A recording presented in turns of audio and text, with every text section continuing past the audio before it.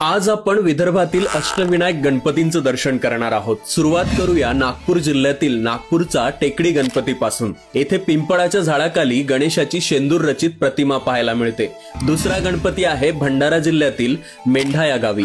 या गणपतीला भृशुंड विनायक या नावाने ओळखलं जातं, कारण या गणपतीच्या डोक्यावर 5 फण्यांचा नाग शिल्पित केलेला दिसतो। तिसरा गणपती त्या ठिकाणी आहे ज्या ठिकाणी भगवान श्रीरामांचा मुक्काम झाला होता, ते ठिकाण म्हणजेच रामटेक। या गणपतीचं नाव आहे अष्टदशभुजा गणपती, कारण 18 हातांची गणपतीची ही मूर्ती काहीशी दुर्मिळच पाहायला मिळते। चौथा गणपती आहे नागपूर छिंदवाडा लोहमार्गावर पाटण सावंगी या स्थानकापासून 12 किलोमीटर अंतरावर आदाचा या ठिकाणी एका उंच टेकडीवर हे पुरातन गणेश मंदिर आहे। ही मूर्ती नृत्य गणेशाची आहे असं अभ्यासक सांगतात। या गणपतीला शमी गणेश या नावाने ओळखलं जातं।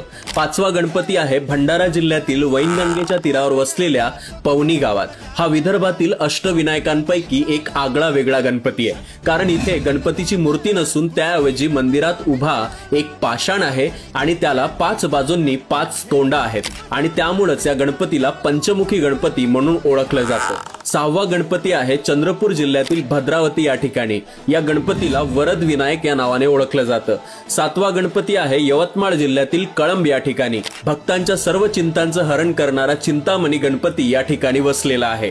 आणि आठवा गणपती आहे नागपूर वर्धा रस्त्यावर सुमारे 25 किलोमीटर अंतरावर केळझर किल्ला। या केळझर किल्ल्यावरच हे प्राचीन गणेशाचं देवालय वसलं आहे।